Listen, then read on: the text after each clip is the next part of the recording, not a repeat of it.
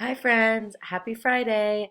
I want to be looking right now at the quiz that we took last week. So you guys are going to get the opportunity today to either get a better grade or take it if you missed it. So each question, there's three big questions, but each of these three questions has three parts. So the first part is what I saw most people get tricked by. So I'm looking right here at 363 minus 198. And I want to make these friendly numbers. So friendly numbers means the next 100. So I'm going to take my little tool here. Let's see. And for my tool, I want to add to make the next 100. So let me try to write right here. So I'm going to look at the hundreds place. So if there's a 1 in the hundreds place, I want to get to a 2. So my friendly number would be 200. I know 198 and 2 is the same as 200.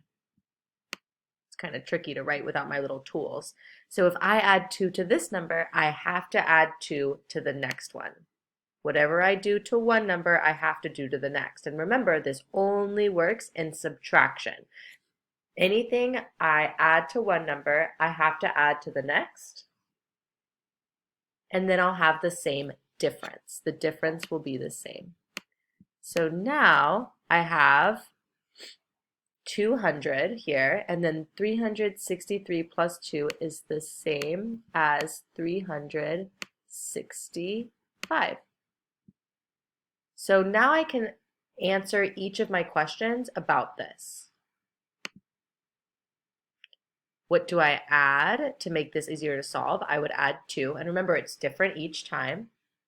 And then I would write my new equation for the next part. And then finally, I would solve. Remember, you're using your brain to solve. So you have a whiteboard and marker or whatever you need.